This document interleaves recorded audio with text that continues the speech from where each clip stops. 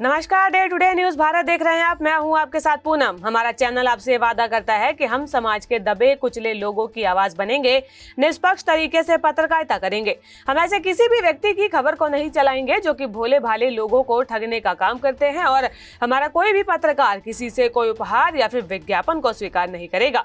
Day today news Bharat आपसे वादा करता है कि हम लोकतंत्र के चौथे स्तंभ को मजबूत करने का प्रयास करेंगे।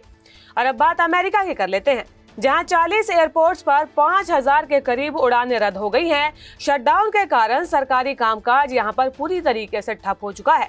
अमेरिका में शटडाउन हुए 39 दिन बीत चुके हैं। इसका सबसे ज्यादा असर हवाई यात्रा पर पड़ रहा है। शनिवार को 1000 से अधिक उड़ानें रद्द हो गई और 5000 उड़ानें डिले हो गई।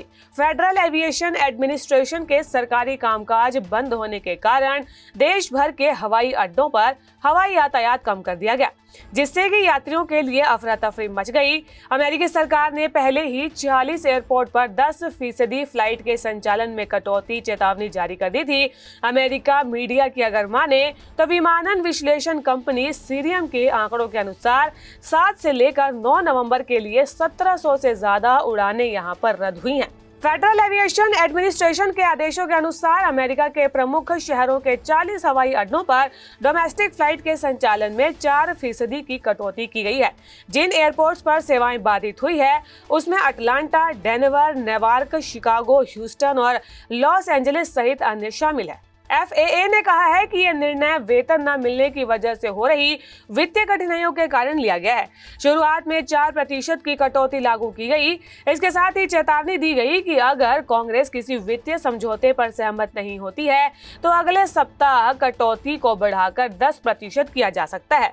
FAA ने कहा है कि अगर यही हालात बरकरार रहे तो एयरलाइंस को मंगलवार को इन हवाई अड्डों के लिए अपनी 6% उड़ानें, गुरुवार को 8% और अगले शुक्रवार को 10% उड़ानें रद्द करनी पड़ सकती है। अमेरिका में शटडाउन को 38 दिन से भी ज्यादा हो गए हैं। धीरे धीरे इसका असर दिखने लगा है। अब तक का सबसे लंबा शटडाउन है। इससे पहले अमेरिकी राष्ट्रपति डोनाल्ड ट्रंप के पहले कार्यकाल के दौरान सबसे लंबा शटडाउन 35 दिनों का था। FAA ने इससे पहले बताया था कि शटडाउन के कारण कर्मचारियों की कमी के बीच सुरक्षा मानकों को बनाए रखने के लिए ये कदम जरूरी था। इस शटडाउन के कारण हजारों हवाई यातायात नियंत्रक और परिवहन सुरक्षा प्रशासन यानी कि TSA के निरीक्षक बिना वेतन के काम कर रहे हैं। तो वहीं दूसरी ओर FAA के प्रशासक ब्रायन ब्रेडफोर्ड ने कहा है कि एजेंसी के आंकड़ों से कर्मचारियों में फ्लाइट के ऑपरेशन को लेकर तनाव और थकान महसूस की जा रही है। अगर इसे अनदेखा किया गया तो एयरलाइन प्रणाली की सुरक्षा खतरे में पड़ सकती है। उन्होंने जोर देकर कहा कि दुनिया की सबसे सुरक्षित एयरलाइन प्रणाली बनाए रखने के लिए इस समस्या का हल निकालना जरूरी है। अमेरिकी इतिहास में अब तक का सबसे लंबा शटडाउन है, और ये शटडाउन तब होता है जब अमेरिकी संसद यानी कि कांग्रेस सरकारी विभागों को चलाने के लिए समय पर बजट या फिर फंडिंग बिल पारित करने में विफल हो जाती है। अमेरिकी कानून के अनुसार बिना फंडिंग के गैर जरूरी सरकारी विभागों और सेवाओं को बंद करना पड़ जाता है। शटडाउन आमतौर पर राजनीतिक गतिरोध यानी कि पॉलिटिकल डेडलॉक के कारण होता है। अमेरिकी सरकार के अलग अलग विभागों को चलाने के लिए भारी मात्रा में फंड की जरूरत होती है।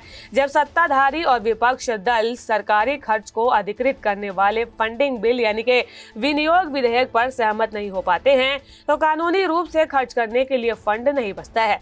कुछ रिपोर्ट्स की अगर माने तो वर्तमान विवाद की जड़ स्वास्थ्य बीमा से जुड़ी टैक्स क्रेडिट स्कीम का विस्तार है।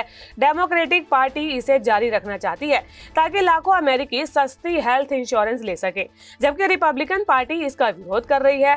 इससे पहले के सबसे लंबे शटडाउन जो कि साल 2018 से 19 के बीच में गतिरोध का मुख्य कारण राष्ट्रपति डोनाल्ड ट्रंप की मैक्सिको सीमा पर दीवार बनाने के लिए फंड की मांग थी, जिसे डेमोक्रेट्स ने अस्वीकार कर दिया था। शटडाउन का सीधा और सबसे गंभीर असर सरकारी कर्मचारियों और नागरिकों पर पड़ता है, जिससे कि पैसे, भोजन की कमी का हाहाकार मच जाता है।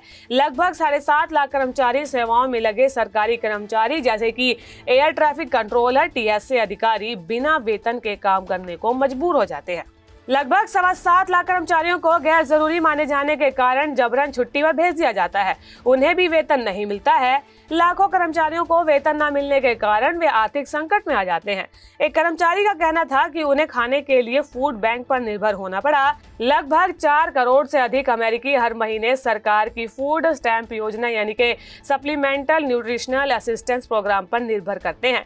शटडाउन के चलते इन खाद्य सहायता योजनाओं पर काम ठप होने का खतरा होता है, जिससे कि लाखों लोग भूखमरी की कगार पर आ सकते हैं।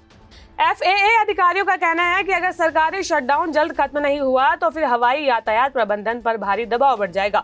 स्टाफ की कमी के कारण सुरक्षा और टाइमिंग दोनों प्रभावित हो सकते हैं। विशेषज्ञों का मानना है कि अगर हालात इसी तरह के बने रहे तो थैंक्सगिविंग ट्रैवल सीजन के दौरान यात्रियों को गंभीर परेशानियों का सामना करना पड़ सकता है। देश और दुनिया की ऐसी ही खबरें आपके लिए लेकर आते रहेंगे। Day to day news Bharat को लाइक, शेयर और सब्सक्राइब करना बिल्कुल भी ना भूलें। नमस्कार।